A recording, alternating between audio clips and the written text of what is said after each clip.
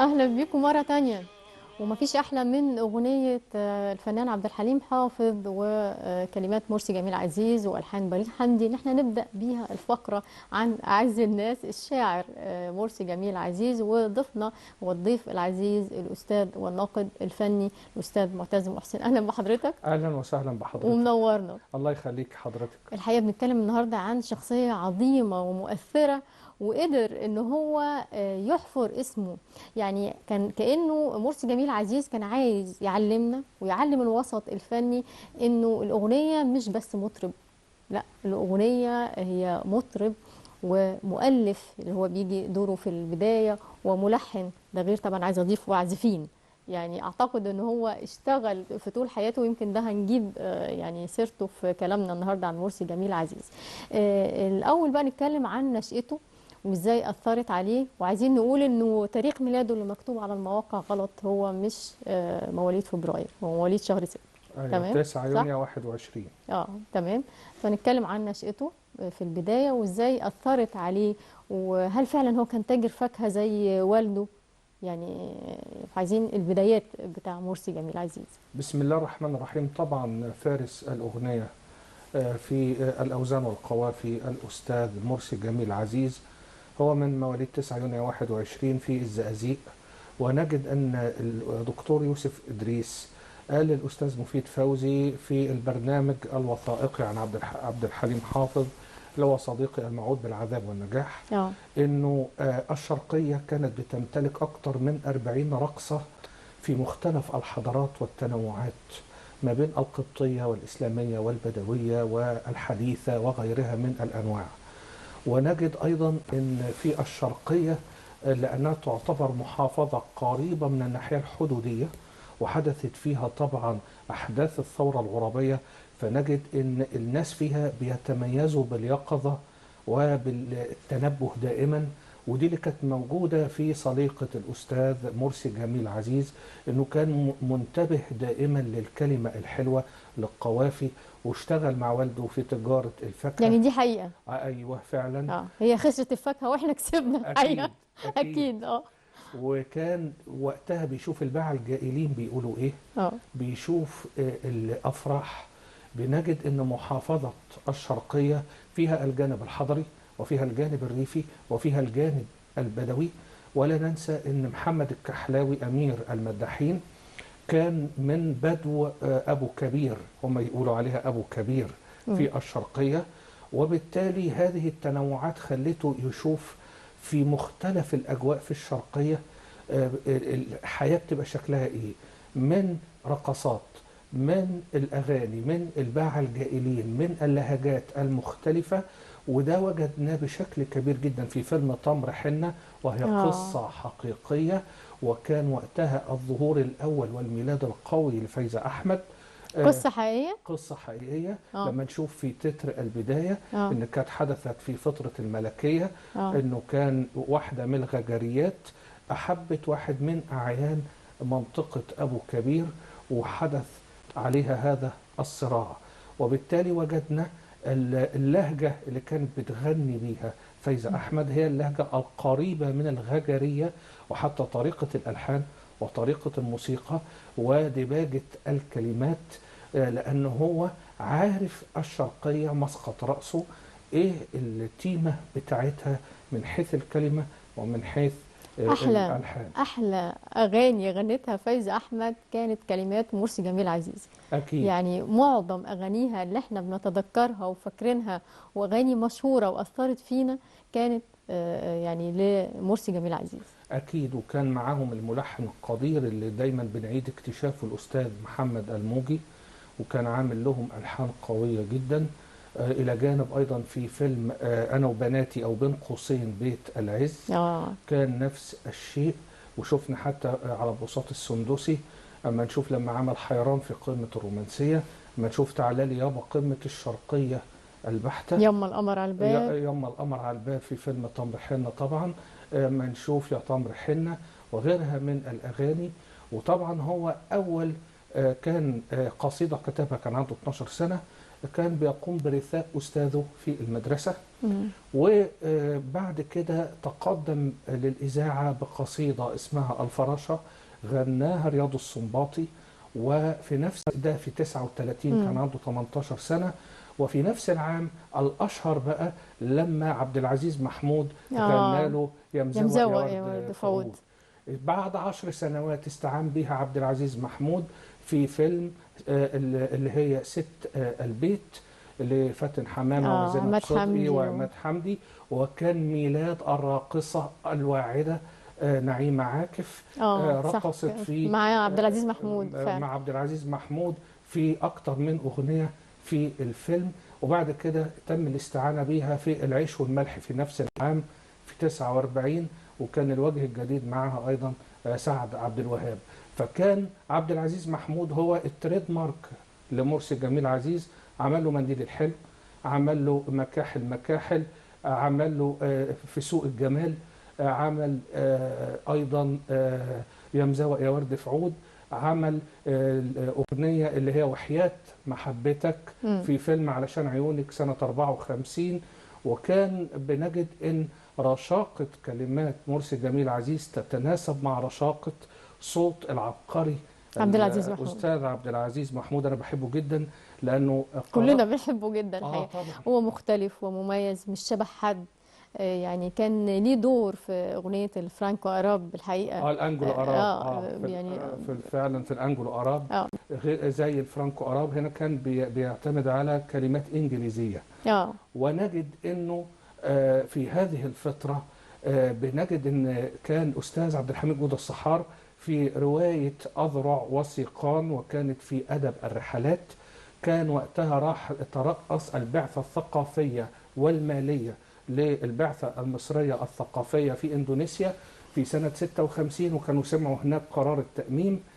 كان حبوا كانوا هيقابلوا أحمد سوكارنو الزعيم الإندونيسي في 56. وبعدين وهم بيخشوا قصر الرئاسة، ودي كتبها في الرواية، استقبلوهم بأغنية منديل الحلو لعبد العزيز محمود. ودي كناية على عالمية الفن المصري في هذه الفترة. أكيد. يعني مرسي جميل عزيز كان بيحب قوي يقف جنب مطربين شباب. يعني كان بيحب أغانيه، كلماته، يعني يقول إن الكلمات دي كلمات مرسي جميل عزيز، يقف معاهم لحد ما يتشهروا. ويتقال إن هم اتشهروا بسبب أغاني مرسي جميل عزيز. أكيد. أكيد. يعني عندنا المطرب اللبناني القدير محمد مرعي صاحب الأغنية الواحدة اللي هي لا يا حلو لا، لا مالكش حق، ودي كانت ألحان كمال الطويل. ومحمد مرعي هو اسم كبير، بعد كده رجع لبنان. كان صوته قريب من فهد بلان، بس العذوبة عنده كانت أكتر من فهد بلان. بعد كده بنجد أنه هذه الأغنية بكلمات مرسي جميل عزيز هي اللي خلتنا إلى الآن نتذكر محمد مرعي. المطربة صباح وأيضا كان الملحن كمال الطويل. نلاقي ان هي قالت اللي طلعني من مصاف الصف الثاني الى الصف الاول مرسي جميل عزيز. مرسي جميل عزيز في مال الهوى ياما مال الهوى. وكانت الحان ايضا كمال الطويل. قالت الاغنيه دي وفرت عليها مشوار كبير جدا وخلتني في مصاف الصف الاول. تمام. طب اسمح لي، بما اننا برضو اتكلمنا عن فايزة احمد، وبما انه مرسي جميل عزيز الحقيقه كان ليه دور كبير في مسيره فايزة احمد، ويمكن هو من اول الناس اللي قدمها للاذاعه المصريه، فنسمع لها اغنيه تمر حنه اللي تعتبر من اجمل اغاني فايزة احمد، وكانت في الفيلم مع نعيمه عاكف وروزي أباظة، وكمان عمل لها اغنيه ليه يا قلبي ليه. ده كان في فيلم ليلى بنت الشاطئ مع محمد فوزي. وكان إخراج حسين فوزي. وكان هنا محمد فوزي رحب جدا إنه يبقى معاه محمد الموجي، ما ينفردش بس بالألحان بتاعته تطلع في الفيلم، لا ده جاب محمد الموجي بأغنيتين اللي هم ليه يا قلبي ليه ويلا اسمراني. وشوفنا محمد فوزي عمل الشوق واي والله اي والله ونبع الهنا يا نبعنا وصعبان عليا. فطبعا هذه الاغاني، وكانت الاستاذه فايزه قادمة من سوريا. مم. فطبعا كان لما سمعها محمد عبد الوهاب قال لها اسمك ايه؟ قالت له اسمي فايزة. قال لها هتبقي فايزة دائما ان شاء الله. وطبعا ده كان تنبؤ انها اصبحت فيما بعد كما قال عنها كامل الشناوي قروان الشرق. أكيد أكيد، وصوت مميز وصوت مختلف وصوت قوي. فلما الكوكتيل بقى يبقى فايزة أحمد والكلمات تبقى مرسي جميل عزيز والملحن يبقى محمد فوزي، نسمع أغنية ليه يا قلبي ونرجع معاكم مرة تانية. فيها كل حاجة رائعة، يعني صوت كلمات ألحان كل حاجة الحقيقة اكيد رائعة الحقيقة. اكيد. كانت في فيلم ليلى بنت الشاطئ، كان بطولة كان ليلى فوزي، وطبعا محمد فوزي. كان اخر فيلم ليه في 59 لآخر، محمد فوزي. ده آخر فيلم ليه؟ اخر فيلم هو وكل دقة في قلبي. اه الاثنين نزلوا في سنة واحدة في 59، وكان بعد كده ما اه عملش افلام سينمائية. ياه، انا تخيلت انه ممكن يكون اشتغل بعد كده، لانه كان لسه صغير جدا في الفيلم ده، هي يعني بعد مش كده الظروف الصحية المرضية بقى. والصحية اللي اه. حصلت، ومع ذلك برضه كان بيقاوم. أما عمل بلدي أحببتك يا بلدي اللي مم. كان برضه كلمات مرسي جميل عزيز، وقف بالخشوع، وبحبها وعزها، وكان وإن للأطفال، وماما زمانها جاية، وغيرها من الكلمات. يعني كان بيقاوم برضه حتى في ظل المرض، وكان بيحاول يعني. طيب، يعني المؤلف مرسي جميل عزيز الحقيقة، والشاعر الغنائي كان ليه قصة، يعني يمكن الناس تشوفها غريبة مع كوكب الشرق أم كلثوم مم. الحقيقة. و... وأنا عايزة أعرف من خلال قرايات حضرتك الخلاف اللي حصل بينهم، وكونه يجتمع معاها مرتين، 3 مرات. ثلاثة اه قبل ما يتعاملوا. ثلاث. لا، هو اتعامل معاها 3 مرات. اه. وكل آه، مرة كان بيهرب، كان هي لا وكان اول بياخد مره. قرار ان هو اه مش عايز يكمل. ده ليه؟ والله حضرتك، هو قال انا مش عايز يتقال ان انا اسمي طلع عالي اه. مع الاسماء العملاقه، واجي لما اكتب ليه مطربين تانيين ما يطلعش بنفس القوه، فيحصل لي دروب. كانت اه. عنده فلسفه. قال مأمون الشناوي ارتبط بفريد، اه. احمد رامي بأم كلثوم، حسين السيد بعبد عبد الوهاب. الوهاب. اه. فقال انا مش عايز اكون انا لصيق بحد معين، مم. واجي اعمل حاجات تانية ما تبقاش بقوة اللي مع العمالقة. وبالتالي بدأ مع عبد العزيز محمود من الاسماء الجميلة العملاقة، وصباح، فايزة احمد، محمد مرعي.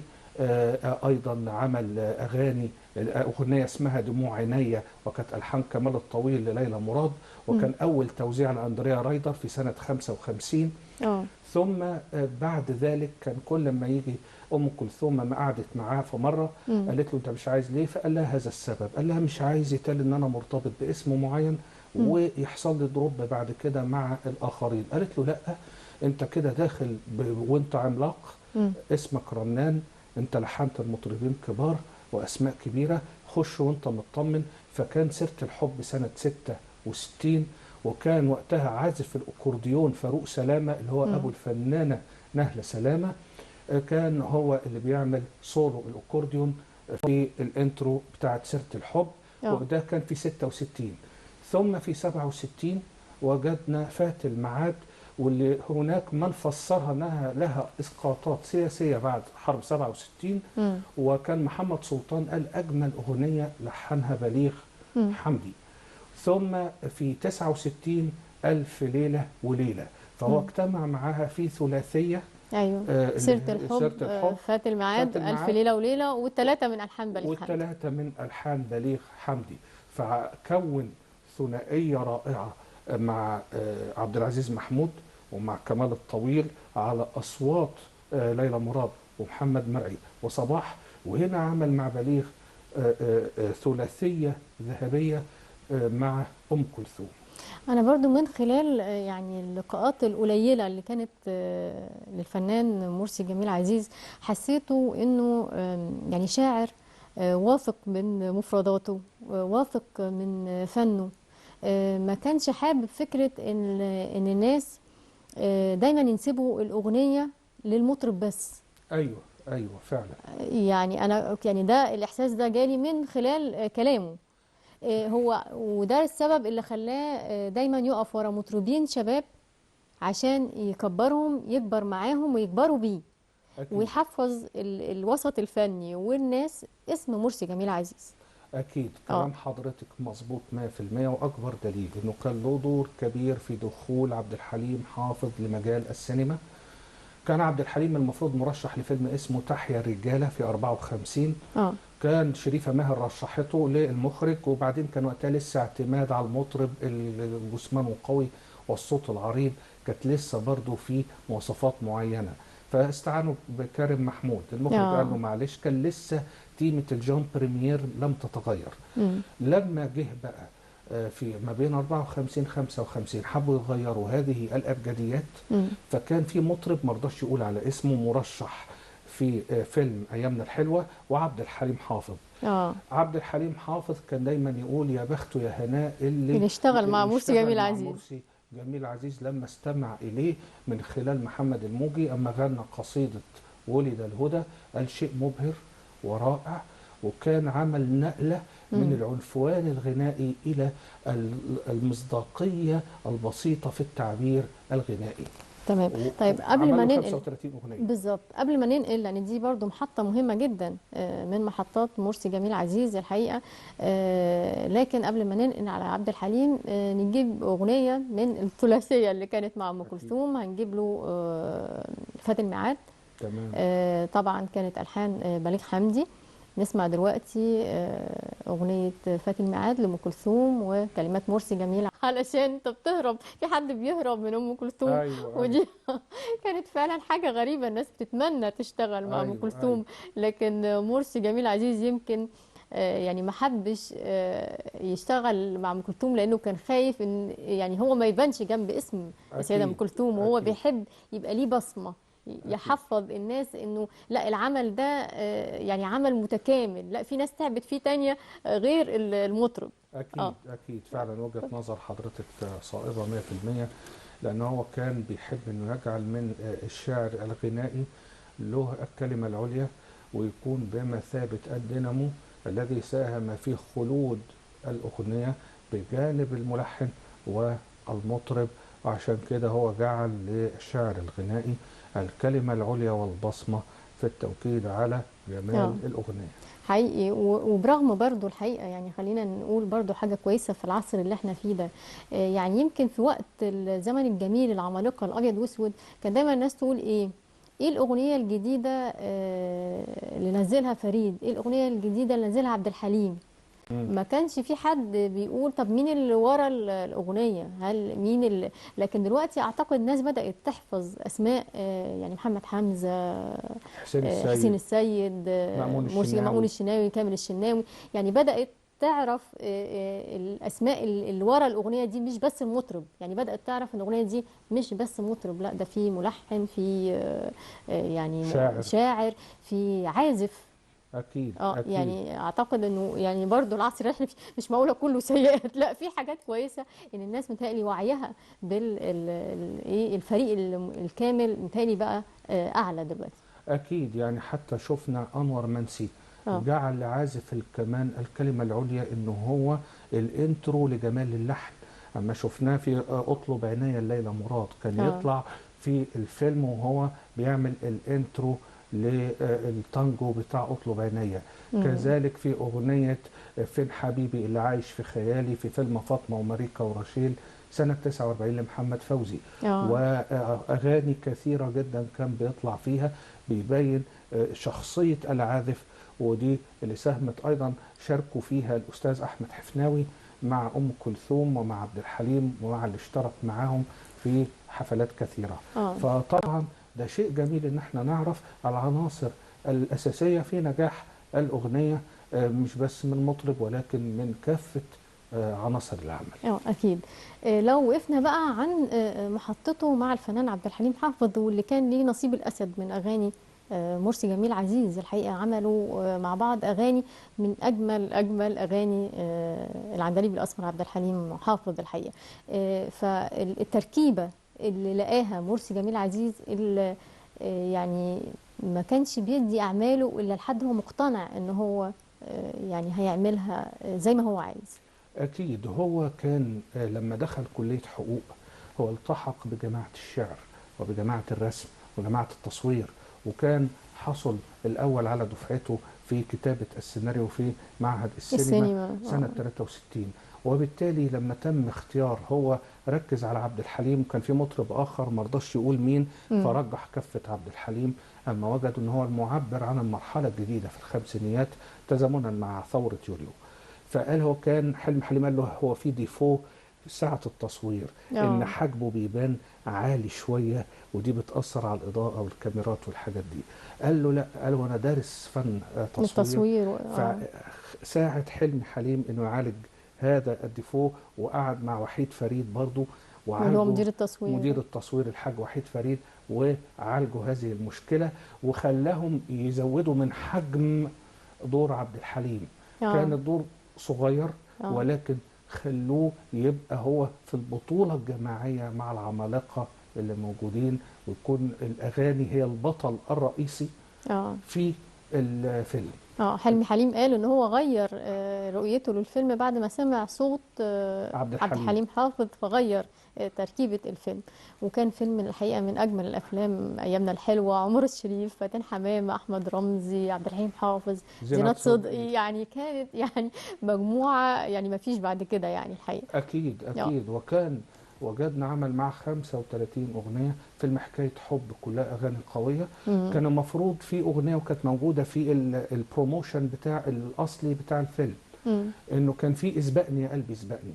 اه بس ما لا، لحقوش عشان وقت الفيلم، وقت صح؟ الفيلم فشل. اه وزي اه أعز الناس اللي حضراتكم أذعتوها، كان اه المفروض تبقى في فينالة أبي فوق الشجرة اه سنة 69، اه ولكن وجدوا إنها هتزود من مساحة الفيلم، فاكتفوا بالمشهد الغرامي ما بين البطل والبطلة أمام البحر، لما بيعود لها بعد أن يبتعد عن دوسة اللي هي في الكباري في اسكندرية. اه فكان المفروض تبقى هنا تركيبة أعز الناس، امم لو ان مساحتها هتزود من الفيلم. الفيلم كان مدته ساعتين ونص، اه وجدوا انها هتعدي توصل لثلاث ساعات، امم فاكتفوا بالنهاية ديت وحذفوا أعز الناس، ولكنها من أجمل الأغاني لما اتذاعت في الإذاعة. أكيد وحظنا ان احنا شفنا التصوير اللي كان في حفلات عبد الحليم في باريس مع الجالية العربية في السبعينيات.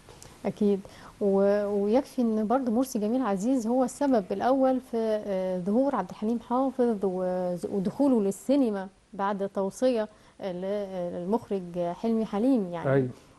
والصراحة في الفيلم ده غنى أغاني، يعني مرسي جميل عزيز نقول دخل بتقله، يعني الحلوة حياتي، اللي تشغل بالك. اللي تشغل بالك، هي دي هي. هي دي هي يا قلبي خبي. يا يعني قلبي عمل الأغنية اه. اللي هو المفرحة والأغنية الحزينة، يعني نقدر نقول دخل بتقله فعلا.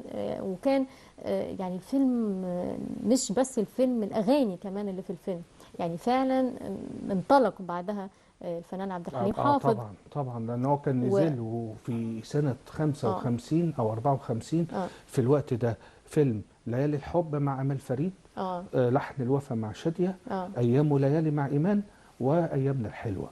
اه فكانت انطلاقة اكيد كبيرة. اكيد اكيد.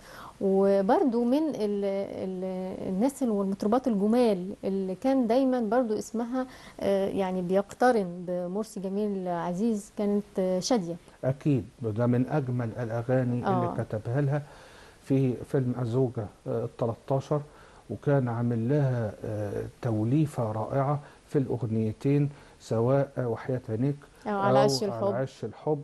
طبعا كانت شفنا الألحان منير مراد، وكان محمد الموجي وكمال الطويل عاملين شغل رائع جدا.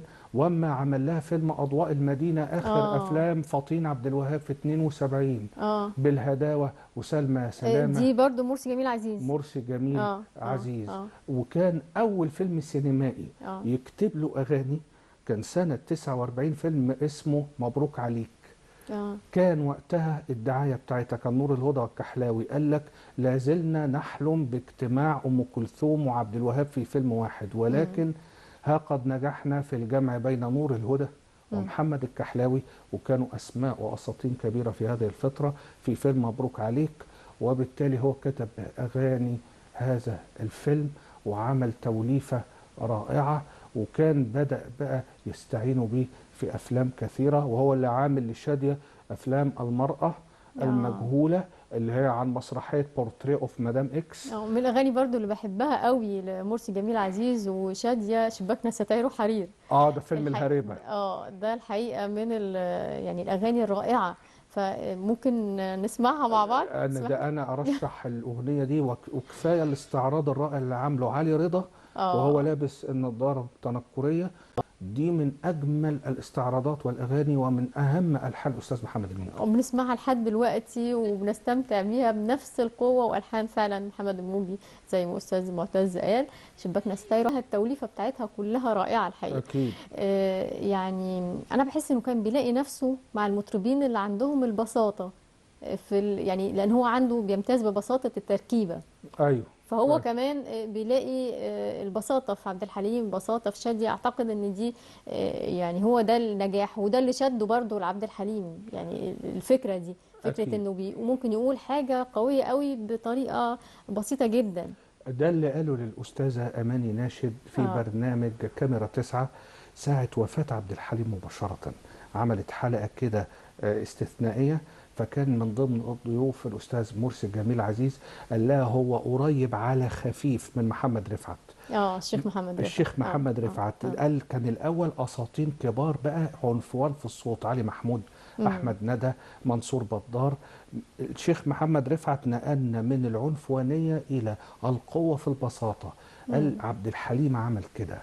امم. وبالتالي أنا كنت بلاحظ هو والأستاذ الموجي امم. كانوا بيرتاحوا للأصوات ديت صباح عبد الحليم وأيضا الفنانة شادية. كان أحلى الألحان حقيقي. بيعملوها معاهم وهم مش حاسين بأي تكلف أو قيود. بساطة أصواتهم هي اللي كانت بتدي رصانة امم. للحن والكلمات، فكان بيطلعوا أجمل ما اه. عندهم. ونفس درجة القبول، يعني الناس قبل قوي متقبلة ده، يعني قبول عبد الحليم حافظ، قبول شادية، يعني مقبولين قوي، او زي ما بيقولوا باللبناني مهضومين. مهضومين. فبرضه نفس يعني نفس الحال بينطبق على كلمات مرسي جميل عزيز. أكيد. كلماته برضه نفس الحاجة، نفس التركيبة دي اللي هو السهل الممتنع. أكيد. اه. أنا اكتشفت له أغنية عملها الأستاذ عبد الوهاب في أوائل الخمسينيات، اللي هي اسمح وقول لي يا نور العين. هذه الأغنية كان عملها على إيقاع التانجو. امم. وكان وقتها الأستاذ محمد عبد الوهاب كان عايز ما يبقاش بس حسين السيد، مأمون الشناوي، فعايز يجيب من كلمات جديدة وشباب جديد. اه. فكان التعامل مع مرسي جميل عزيز في هذه الأغنية، هو لحن من كلمات مرسي جميل عبد العزيز لوردة زي لولا الملامة. اه. وايضا اما نشوفه بعد كده لما عمل له بقى الخاتمه الجميله عملها استاذ عبد الوهاب، اللي هي من من غير غير ليه، ليه. اللي كان المفروض يغنيها عبد عبد الحليم الحليم، حافظ. وراح له لندن وسمع له بعض الكوبليهات. خدوا فينالة اللحن امم. في فيلم حكايه وراء كل باب، اللي هي مجموعه قصص كان اخراج سعيد مرزوق عن نصوص مسرحيه توفيق الحكيم عملتها الفنانه فاتن حمامه ما بين 78 79. واللي كان وزع الكوبليه في اللحن ده كان الدكتور جمال سلامة. اه. وبالتالي بنجد ان هو حتى لما الاستاذه اماني ناشد قالت له سمعنا انك كان في اغنيه من غير ليه امم. حضرتك بتكتبها، اه. عايزين نسمع منها مقطع. فقال لها الكوبليه الاولاني وما قدرش يكمل، قال لها كفايه لحد كده حزنا على عبد الحليم حافظ. كان كتير جدا طلبوا من الأستاذ عبد الوهاب إن هم يغنوها، لكن هو أصر هو يغنيها في سنة 89. وأتذكر لما الشريط نزل امم. كل الناس راحت محلات الشرايط والإكسسوارات يشتروا هذا الشريط بعودة محمد عبد الوهاب اكيد. للغناء اشتغلوا عليه مجددا. كتير عشان يطلع بالشكل ده، بالجودة ده، اشتغلوا فعلا. يعني كان يمكن الأستاذ سمير حبيب حكى لنا كتير في حلقة انه ازاي اشتغلوا على الشريط ده، وازاي انه سيدة نهلة زوجة نهلة الموسيقار محمد المقدسي. عبد أيوه. الوهاب والموسيقار محمد عبد الوهاب كانوا حريصين ان هو لما يظهر بجودة معينة، عشان الجمهور أخذ، طبعا الجمهور عبد الوهاب أخذ على مستوى معين من الصوت. فيعني وطبعا الصوت بالسن كان اتغير، والنسخة كان فيها مشاكل في الصوت كتير، فيعني ازاي يشتغلوا على الشريط ده عشان يطلع بالشكل ده، او بالاسطوانه دي عشان تطلع بالشكل ده. برضو من ضمن الشباب اللي وقف وراهم، يعني عايزين نقول برضو محمد قنديل عفاف وعفاف راضي. راضي. يعني عفاف راضي مع انها مثلا كانت برضو فنانة شابة، لكن هو ده مرسي جميل عزيز بيحب يقف ورا الشباب علشان لما ينجح العمل يتقال العمل ده نجح بفلان وفلان وفلان، ما يتقالش يعني بالمطرب او اغنيه المطرب فلان، لا. مرسي جميل عزيز وعايز زي ما المطرب بيقول ايه الجديد بتاع المطرب الفلاني، يتقال ايه الجديد بتاع مرسي جميل عزيز، والحقيقه ده حقه. يعني أكيد. حقه تماما في وقت الناس بتقول ايه الاغنيه بتاعت اللي نزلها فلان، ما هو فلان ده مش نازل اغنيه لوحده، ده في وراه مؤلف وفي وراه ملحن، فيمكن هو كان صعبان عليه قوي الحته دي. طيب عفاف راضي بقى، شغله مع عفاف راضي. كان عمل لها في السبعينيات من ألحان منير مراد ابعد يا حب، وكان عمل لها يهديك اه، يرضيك وفي مولد يا في دنيا. مولد يا دنيا في اه. 76، وكان عمل لعبد المنعم مدبولي اللي هو طيب يا صبر طيب، اه، وكانت ألحان كمال الطويل في نفس في الفيلم. اه. نفس الفيلم. وهنلاقي انه في حسين كمال كان بيشعر انه كلمات مرسي جميل عزيز هي اللي كانت بتسرع امم. من رتم الفيلم، وبتسرع من طابع اللحن، فكانت بتحلي الاستعراض، وخاصة في يهديك امم. يرضيك، وكان عاملها بروعة شديدة جدا. وأجمل حاجة كان أداء عفاف راضي التمثيلي، غير طبعا الغنائي طبعا في المقام الأول، إنه كان في مخرج عرف يوجهها إزاي تمثيليا، طلع منها هذه الطاقات مع لحن محمد الموجي في اه. يهديك يرضيك. كان طبعا أستاذ محمد الموجي أنا كل ما بستمع إليه بشعر إن أنا بعيد اكتشافه مجددا، انه كان استاذ عبد الوهاب يقول عليه مكتبه موسيقيه متنقله لوحدها. أكيد أكيد و- كلهم كانوا رائعين كل واحد، وإحنا الحقيقة يعني استفدنا من هذا الكوكتيل، يعني من التركيبات المختلفة استفدنا منها، سواء في الكلمات سواء في الألحان سواء في الأصوات. يعني الحقيقة إحنا اللي كسبنا يعني في الآخر كجمهور وكمستمعين. طيب نسمع عفاف راضي ابعد يا حب، الحقيقة دي برضو من الأغاني الجميلة جدا لمرسي جميل عزيز والحان منير مراد. نسمع ابعد يا حب عفاف راضي، ونرجع مع حضراتكم مره تانية.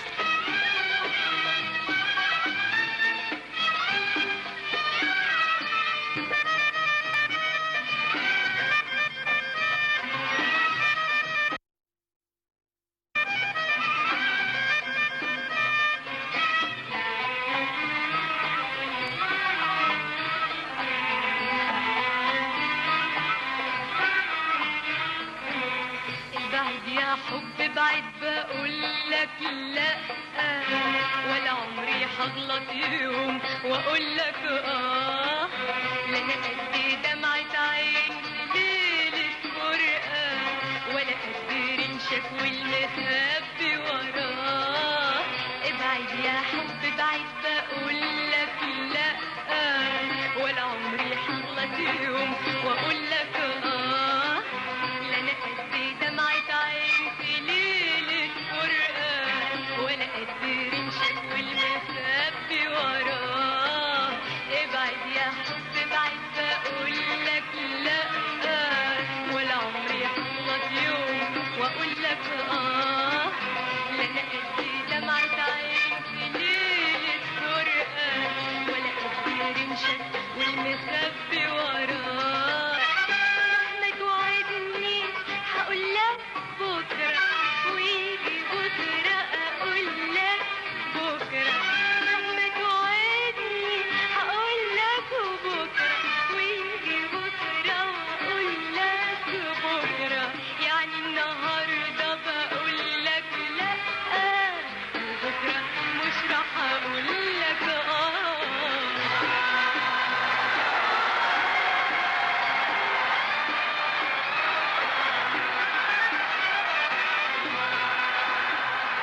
استمتعنا مع بعض. جمال صوت عفاف راضي، جمال كلمات مرسي جميل عزيز، وجمال وشقاوة ألحان منير مراد. الحقيقة برضو دي من الأغاني اللي بتحسب لهم الثلاثة، يعني من الأغاني طبعا. الجميلة جدا يعني. وإن كان اتنين فيهم يعني يعتبر ما خدوش حقهم، لا عفاف راضي ولا منير مراد. للأسف. يعني كان متهيألي كان المفروض يبقوا أكتر من كده، محتاجين منهم كان أكتر من كده. عفاف راضي كنا محتاجين نشوفها أكتر من كده، يعني حد بيمتلك الصوت ده يعني. لو اتكلمنا عن شغله مع محمد فوزي، يعني مرسي جميل عزيز برضو تركيبته برضو ماشية مع محمد فوزي، الفنان المختلف اللي كان قريب قوي من الناس ببساطته. ايوه يعني واعتقد ان هم ممكن يتفقوا في فكرة ان هم ليهم مبادئ، ايوه بالظبط. مش كده؟ انا بالظبط. حاسة ان هم اتنين شخصية ليهم مبادئ، ليهم يعني اخلاقيات في التعامل يعني. طبعا. يعني طبعا محمد فوزي انا لا انسى له صوره للتاريخ ولا الذكرى للاجيال القادمه. اه انه عبد الحليم لما هو طلب يحب يستمع اليه، كان الاستاذ عبد الوهاب قاعد واستاذ فوزي، فعبد الحليم وهو بيجيب العود عشان يسمعه فبقى يسند له العود عشان يعرف يأدي ويبقى مرتاح في الوقفه. فدي تدل على استاذيه محمد فوزي. اكيد غير أكيد. اللي عمله مواقف طبعا كتير. مع بليغ لما طبعا كان اداله الاغنيه اللي كان هيشتغل بيها مع ام مع ام كلثوم، انه كان كلثوم. بيتمنى محمد فوزي انه يشتغل مع كوكب الشرق، طبعا. لكن اتنازل له عشان هو لقى ان هو هيعمله احسن. فدي طبعا يعني صفات يعني مش في اي حد. فرسان. وما ننسالوش لما غير اسم فيلم خلاه كل دقة في قلبي، اللي هي على اسم أغنية نازك، الصوت الجميل اللي ما خدش حقه وفيها ده حقيقي. نبرة بتاعت أسمهان. اه فحب عشان هي تتشهر خلى الفيلم بتايتل أغنيتها. اه وبالتالي وجدنا انه مع مرسي جميل عزيز اه اما عملوا في ليلى بنت الشاطئ في 59، وكان معهم حسين فوزي في افلامه الاخيره، كان وقتها حبوا يعملوا اللي هو التيمة السواحلية البدوية في الأغاني وفي طريقة الألحان. فشفنا أي والله أي والله من ودي هنلاقيها موجودة في الشرقية بيغنوا حاجات شبيهة لكده. فكتب الأسلوب اللي منتشر عنده في محافظته، وهو عاش فترة أيضا في اسكندرية، فعرف إزاي يجيب التيمة البدوية الساحلية في أي والله أي والله. نبع الهنا مع فايز أحمد، الأغنية اللي غنوها في القهوة اللي هي توبة وألف توبة. احنا محظوظين ان احنا معانا الاغنيه دي الحقيقه، لانه يعني الفنان محمد فوزي وحشنا. فوزي الحقيقه دايما بيوحشنا فعلا، مش بنكتفي الحقيقه من ان احنا نشوفه ونسمعه. كده وصلنا مع الاسف لنهايه حلقتنا، ملحقناش نجيب طبعا كل محطات مرسي جميل عزيز. كانت ايه اخر اغنيه؟ ودي اخر سؤال. اخر اغنيه هو كتبها. هو اخر اغنيه كانت من غير ليه، وكان بيطمح ان الاستاذ عبد الحليم كان يغنيها، ولكن توفى وفاة عبد الحليم في 30 مارس 77. وبعد كده عدد كبير من المطربين كان نفسهم يغنوها. وردة كانت عايزه تغنيها، الاستاذ هاني شاكر، اسماء كبيره. الاستاذ محمد عبد الوهاب كان اختلف معاه في بعض الكلمات، مع مرسي جميل عزيز اختلف معاه في بعض الكوبليهات، يعني شد وجذب الى ان وصلت لشكلها النهائي. واستمتعنا الحقيقه واستمتعنا اعماله بيها مع اصوات مختلفه الحقيقه من المطربين. عماد عبد الحليم غناها في حفله في 89، الاستاذ هاني شاكر غناها في 91. عندنا اسماء كبيره جدا، الى ان وصل في النهايه ان اجمل كوبليه كان كوبليه الفيناله، روح يا حزن روح اوعى تقرب لينا. ودي عملت ودي هنقفل بيها، روح يا حزن روح. امين. احنا في النهايه بنشكر ضيفنا الناقد الفني الاستاذ معتز محسن، شكرا لحضرتك. الله يخليك حضرتك، دايما منورنا. الله يخليك. شكرا ليك. واقول لكل مشاهدينا يا رب تكونوا استمتعتوا بحلقه النهارده. نشوفكم السبت الجاي وحلقه جديده من جيل ميوزك، موسيقى الجيل. تصبحوا على خير.